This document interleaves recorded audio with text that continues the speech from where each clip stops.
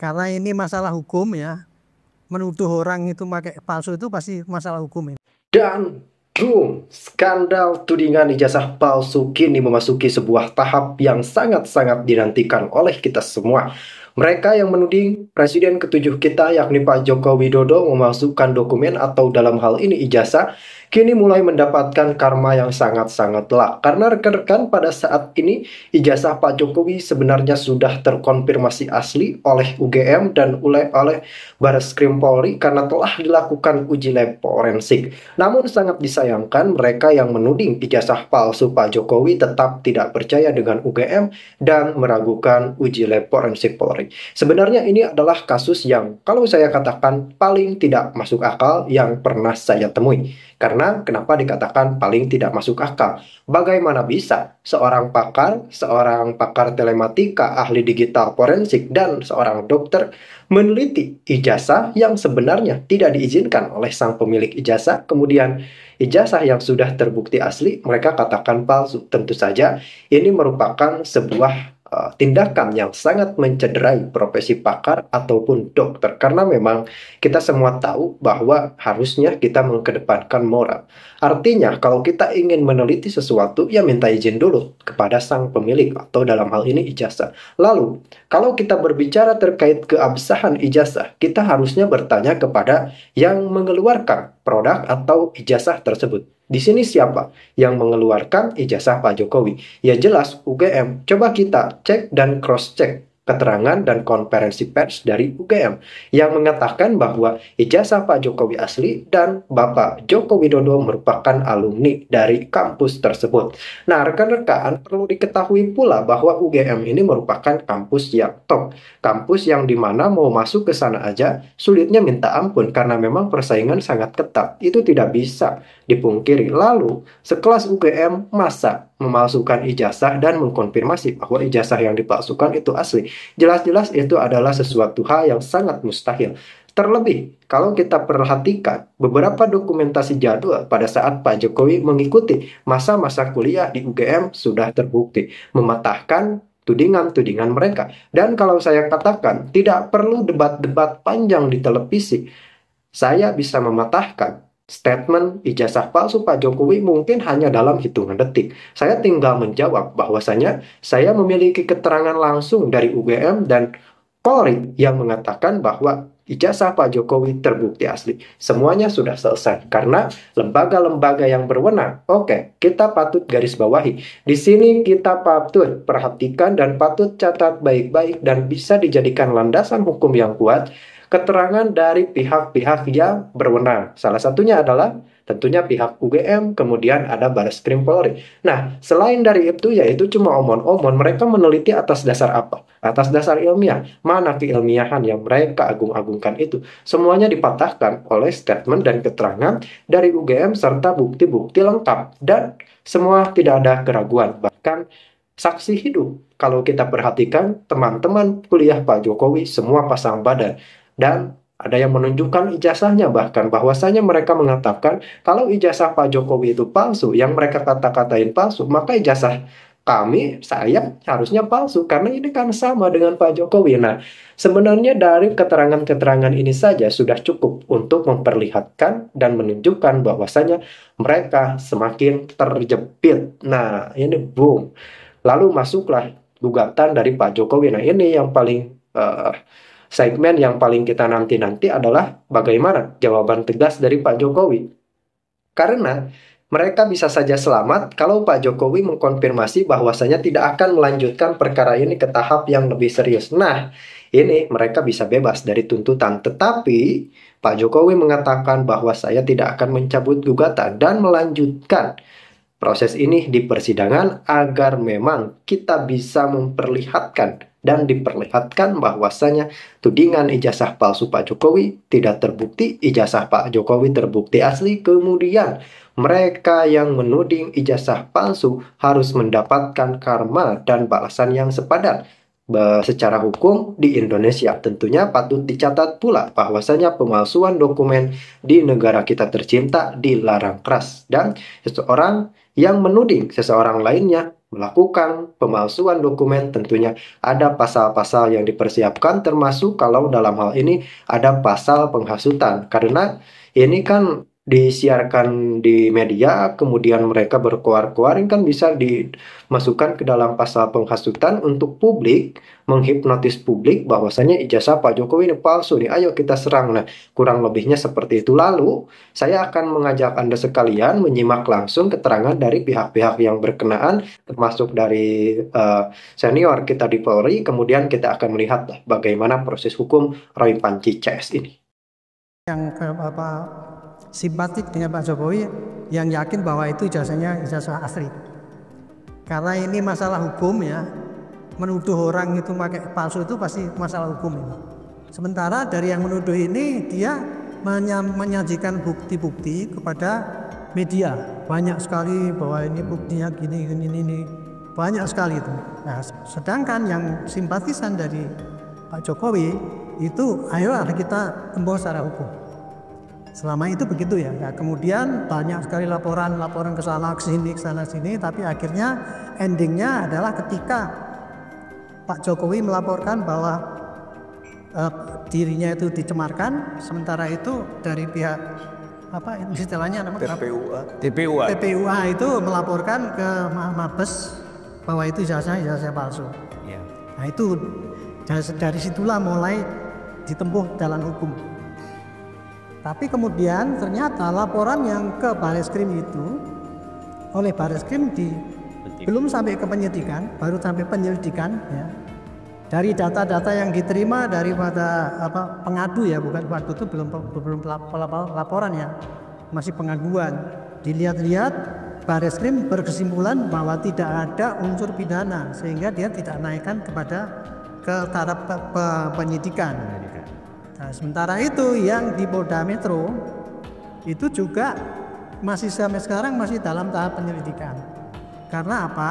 Yang dilaporkan ke Polda Metro adalah pertama kali pencemaran, kemudian berkembang lagi dengan ada ujaran kebencian, ada hasutan, ada provokasi dan sebagainya ya.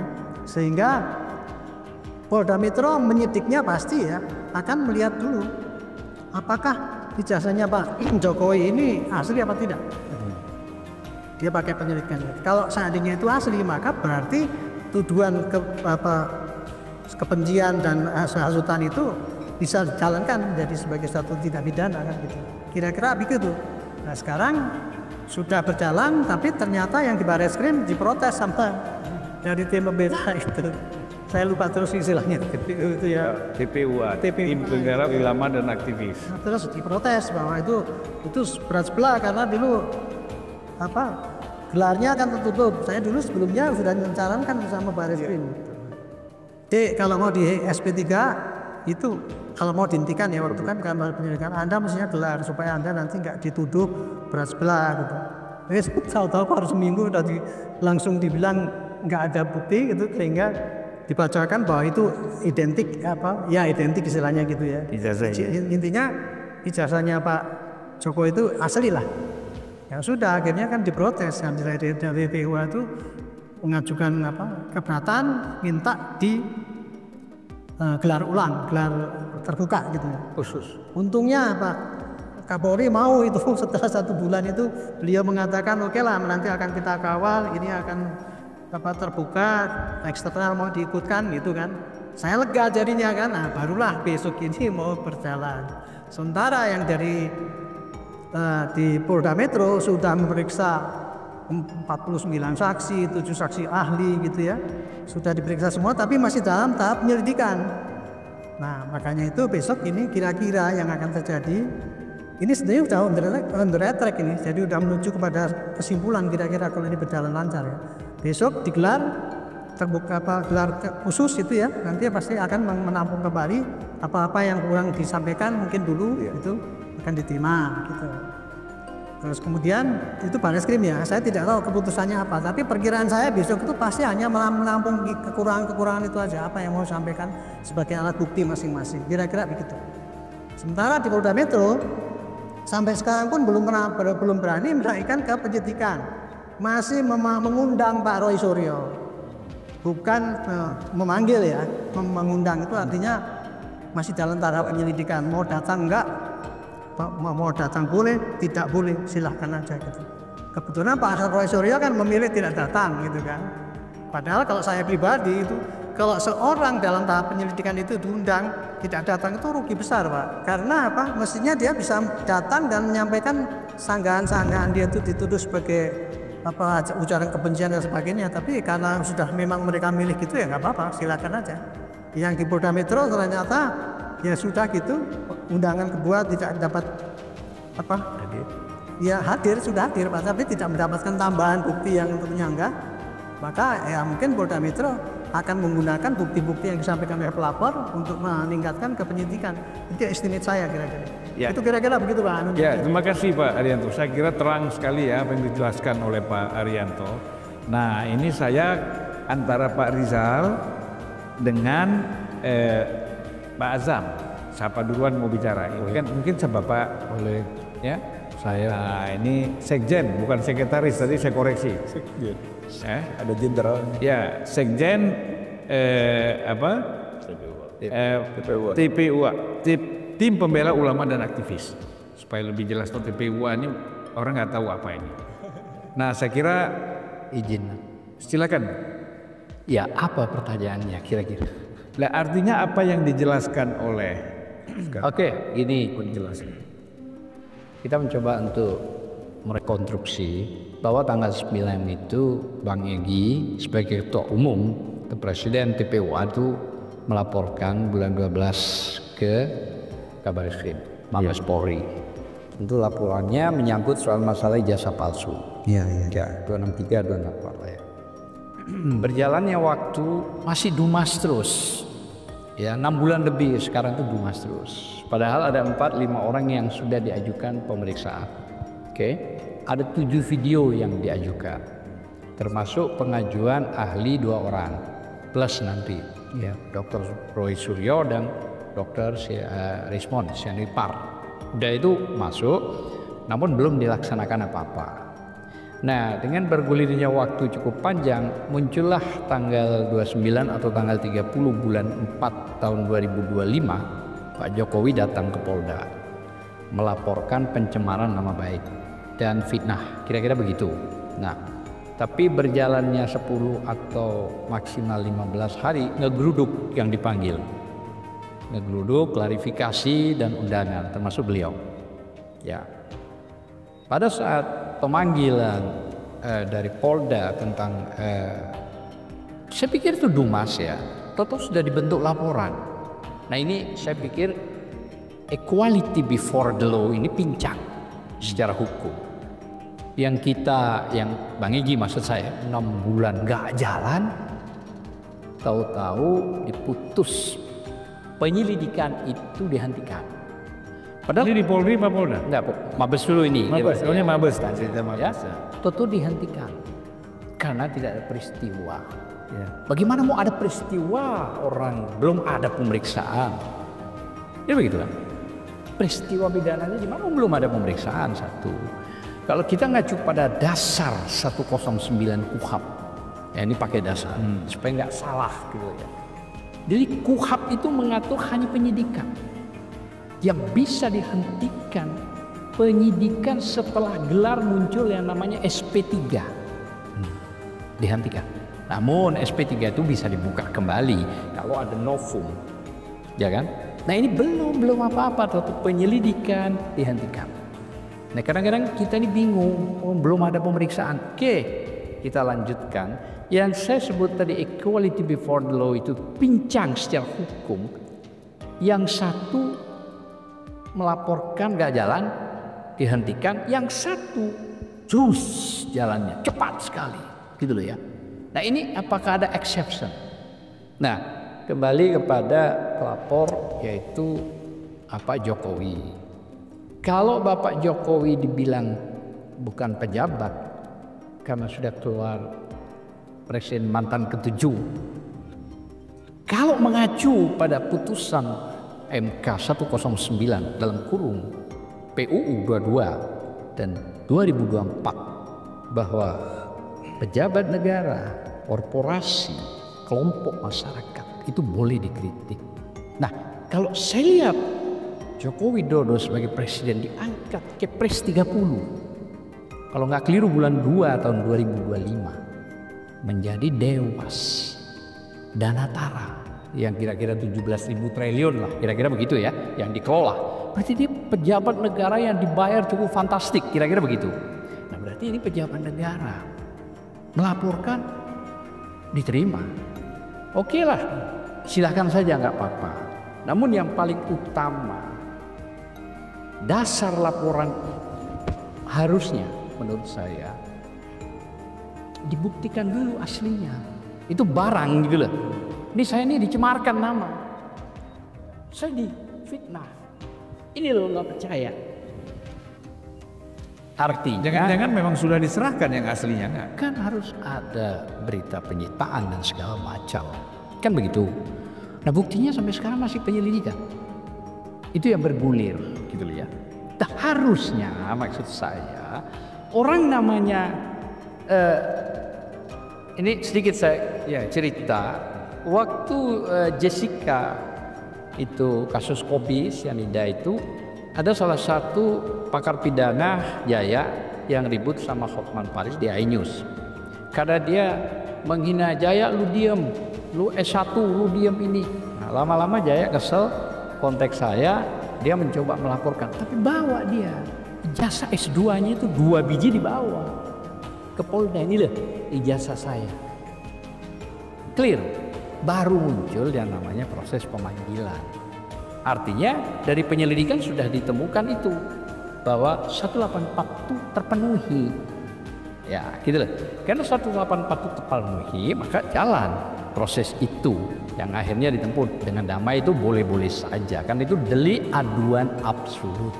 Ya. Nah, kembali kepada beberapa tadi yang dijelaskan Pak Arianto, Polres-Polres yang melaporkan orang-orang ini, 6 orang ya, termasuk beliau ya, anda beliau ya. Nah, urgensi hukumnya apa? Legal standingnya nggak ada. Ini masalah delik aduan absolut itu ada orang yang menjadi korban langsung. Korban langsung yang bisa. Nah kalau bukan korban langsung bagaimana?